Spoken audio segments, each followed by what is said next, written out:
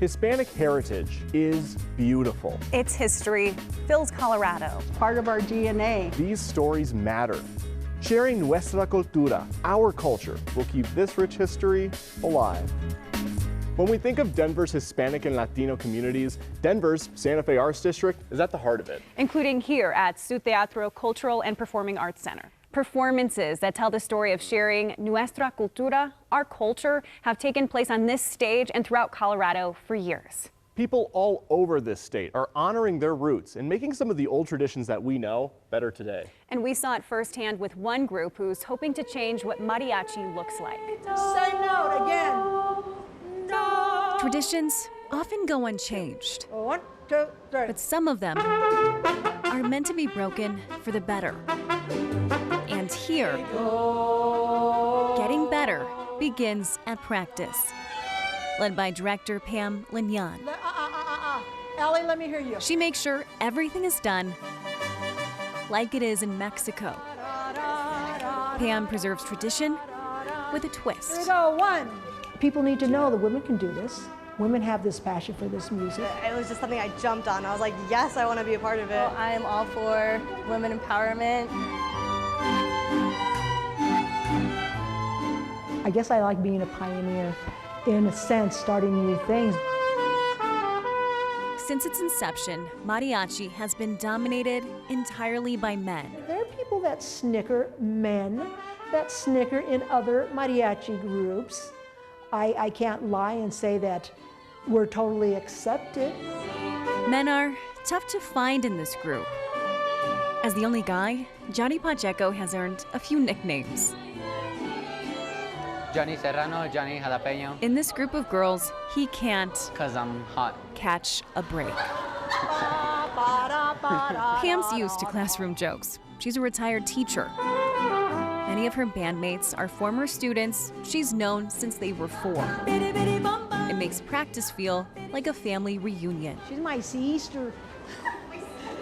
My sister. Jackie Do we look alike? is family. This is what we grew up loving. It's just part of who we are. It's part of our DNA. So to give it up would be like to give up an arm or a leg. That's Kenny, my little brother, and me. Jackie and Pam grew up We used to have some good times. surrounded by this kind of music. Mexican culture and traditions run deep in the Linyan family. The sisters That's my dad. were taught by the He best. loved to talk. By their dad, who brought the first mariachi groups from Mexico to Casa Bonita. We don't brag about things like that. I mean, it's just part of our lives. It was just part of, that's what we did. This is my mom. I think they were doing like a promo something for Casa Bonita. Their parents passed these traditions to them. Now, Pam and Jackie are doing the same. It's nice to see when the kids perform and you know how proud that they are and how proud that their parents are of them. Let's do a little bit of harmony just so that we're hearing it. From generation to generation, and now to people who haven't seen mariachi done this way before. We are the first all-female mariachi group in the state of Colorado. We formed, yeah! It makes me so proud to be Mexican, to be part of this heritage, and to be listening to these songs that I've grown up with. Empowering to the people who once weren't included without leaving anyone behind. Okay, we brought a very special guest with us today. He has a voice of an angel. His name is Mr. Johnny Pacheco. Strong traditions have roots in family. Something that keeps us together and something to celebrate our culture and our music. So This one yay for that. is no different. Jackie and Pam honor their past as they look toward the future. So as you can see there, Latinas leave their mark through all sorts of ways. We definitely do, and we know that there's one woman in Aurora who's leaving her mark through football, soccer, as many Americans would call it. Yeah, that's right. And as I learned, her efforts through the beautiful game extend off the pitch. The kick of a ball, Keep going, makes these kids feel free. Go, right away, don't wait for the whistle. Gets my mind off of like bad stuff are happening in my life. 12-year-old Matthew Ruiz knows that feeling with the help of coaches. They like teach me about life lessons and everything pretty much. Great Angel, next one. It started very small, but with a very, very big idea, right? Maribelia Avalos is the founder of KUSA FC. She's originally from Michoacan, Mexico. After finishing college in the States, she started the club's first team in 2008. Just 8 players, but with a mission. The whole thing was to get our Latino kids to get involved in a higher level of competition. Today, KUSA FC has hundreds of players across all skill levels and ages. She estimates around 90% of them are Latino. She estimates 80% come from underserved communities in the Denver metro. Because I always thought that our community was missing out on higher competition in our state. A lot of that, she says, has to do with how expensive it is. Depending on the age group, we are definitely one of the most affordable clubs. I would say it's 10% of what everybody charges, probably that's what we charge. Next. And at the end of the day, that is our ultimate goal for our kids to go to college. I would love to say, like, I want all our kids to play college soccer, but not all of them will, right? But by providing access to the game at a high level, she hopes to start a domino effect of preparing kids for life off the field. If you are a good teammate, you're a good coworker, right? And it will help you throughout life. Those are skills that we teach them now as young kids that later on they are gonna use all their lives. Side to side. The biggest part is creating good humans, good leaders, and somebody that is gonna uplift our community. That community is built on the pitch by kids who are also able to build bonds. So my job has always been to fight for our kids, to fight for my community and make sure that they are able to play in the places where we were originally Aurora, founded. I'm Luis Let's go, keep it up. Let's go, Big Jimmy. Using the beautiful game to empower. So much like soccer or football, language is also the fabric of our culture.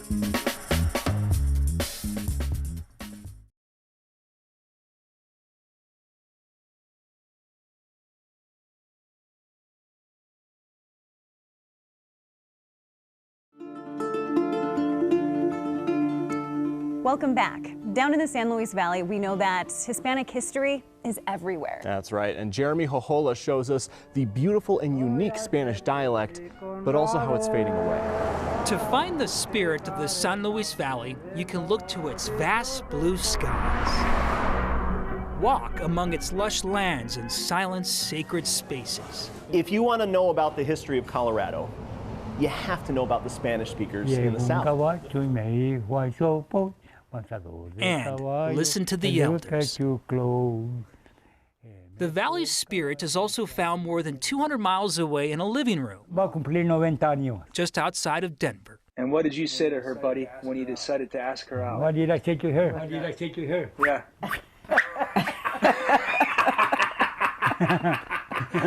And how did you respond? He didn't do that. Buddy and Josie Labato married 68 years ago in San Luis, where they grew up speaking an ancient Spanish dialect, their first language. Me siento muy bien, muy gracias a Dios. Buddy tells me he's turning 90 years old and remembers feeling out of place in his own country. When we first came to Denver, they used to make fun of us, the way we spoke English. You know, we had an accent.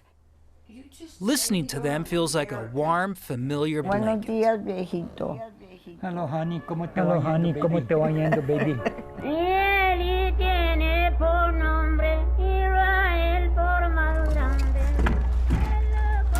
Their ancient Spanish traces to northern New Mexico and southern Colorado, the land of my ancestors. A state line may divide the region, but our people remain connected by the unique language reflective of our heritage. I understand only some of it. We're a Spanish-speaking community. We're very proud people. a dialect forged when Spanish and native peoples clashed and then blended long before the United States even existed. It's not really an immigrant population. English came to them. Today, the dialect is a form of Spanglish. How about quara? Like quarter, like a quarter? Quara. Like a quarter? Exactly. A blending of Old Spanish, English, and native words. We seldom speak English to each other, and if we do, we mix it up. This variety of Spanish is just as legitimate and valid as any other variety of Spanish in the world. Linguist Dr. Devin Jenkins has studied the dialect for more than 20 years. When I hear him speak about it, I feel an impending loss. You know, it's this treasure that we've got that's probably in 2 more generations, we're probably just not going to see it. 2 more generations. Max, I'd say 50. Max, I'd say 50 years. And it's gone. Yeah. As descendants move away from the lands and embrace the dominant American English, it will only exist in records and books, he says. The children are not learning Spanish, and the Spanish they are learning in books is not our That's Spanish. why I tell you every once in a while, go get the palita. Back in San Luis, But in your Spanglish, you call it a what? A palita. 4th grade teacher Audrey Rayel is still trying to keep the language alive. When do your parents typically speak in Spanish? When they don't want us hearing about it. Her students' parents and grandparents are among the last who know it. I find myself using the language in class. I'll tell my students, you know, go get that book from that trastero, or, you know, different words that I grew up saying that I tell my students. I asked her students to create artwork of unique words. And it was the most simplest design I could find. Words like lonche for lunch, ganso for turkey, pastel for pie, y más. Truck. Tiqueta. I can't remember the word. It's okay. It's all right. Cake. Kukas means cookies. What? Tiquete and ticket. Finally. That took forever. I think it's kind of sad that it's starting to fade, and I think that's why I kind of incorporated in the classroom myself, just so that way if they're not hearing it at home, they're hearing it from me at school. My 93-year-old grandmother from San Jose, New Mexico was among the last in my family to speak it fluently. You may remember seeing her on 9 News a few years ago. My hair is I wanted to put her in this piece, but Alzheimer's is erasing her memory. What are you doing with that, Grandma? I'm bless the car. You're gonna bless the car? A collection of cell phone videos will soon be all I have of her voice. To me, it kind of represents our culture and our ancestry. Our Spanish culture, the place we were born, and our traditions and our language, they're all very precious to us. And from that, we know that the language is just as beautiful as the San Luis Valley itself. It really is, but beauty comes in all forms. Next, we show you another tradition working to be preserved.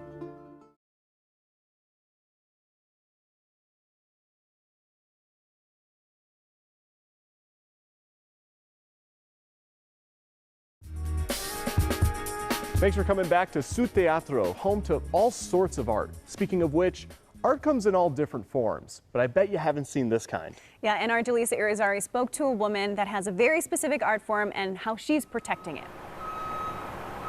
So much of what changes around us relies on preserving our past. Inside Hijos del Sol, history stands still, while artists like Clarissa Fierro continue to move. One strip of paper at a time. For Fierro, if history is meant to be preserved, then art is its capsule. I think it's my duty as Mexican, as a Latina, to share this with more people, because I don't want this beautiful art to die, and we cannot allow these beautiful things die with us.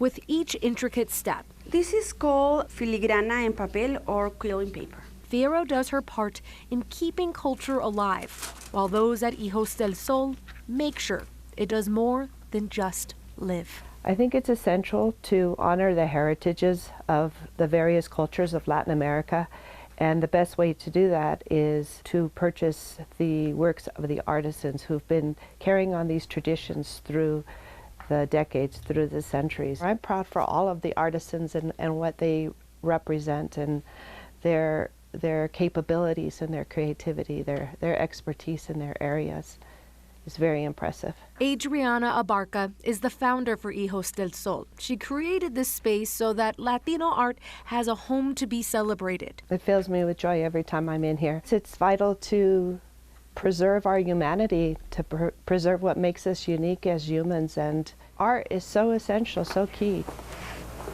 For those who say art doesn't pay. So here we have different things that I have made. They've never received payment in gratitude. I feel connected to my community, to my heritage, to my roots.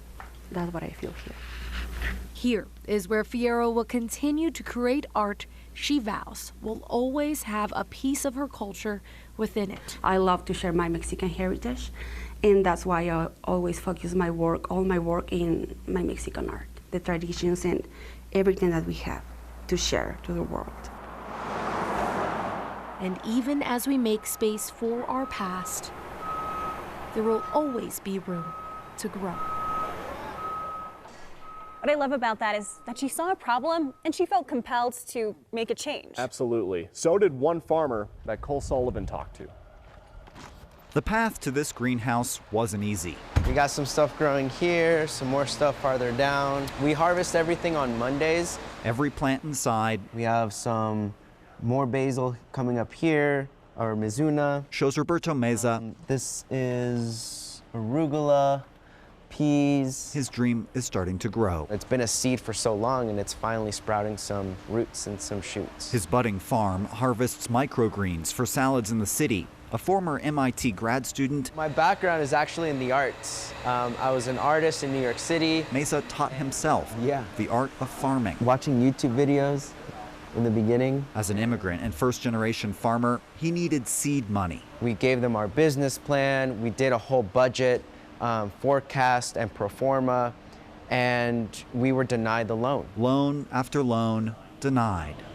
It was infuriating. It was, an infuriating struggle that he created a solution to try to help future farmers avoid. Right now, we're at East Denver Food Hub. At Meza's second business, his workers and fellow farmers pack their harvests together. One more? Una más. Okay. Some will ship to wholesalers or institutions like schools, others to families and meal boxes. Combining harvests allows farmers to connect to buyers who otherwise wouldn't purchase from a dozen different small farms. We can't do this alone, right? We had to create a new organization to really meet our needs because there wasn't one when we were farming. Meza's Food Hub will help any local farmer, but focuses on new farmers of color. Data shows a vast disparity. The federal government estimates just 5% of Colorado farm owners are Hispanic, compared to more than 75% of farm workers in the region. As a farmer of color who wants to get involved in this, there's so many more hurdles and challenges that we have to jump through.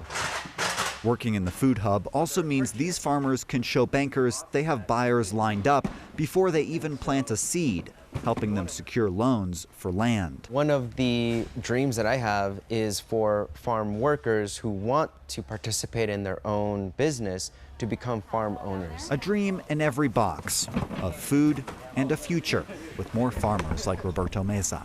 It matters because it's all we have. So as you saw there, Robert knows how much sacrifice it took to get him to where he is today. And just like with him, there are people all over that are sacrificing.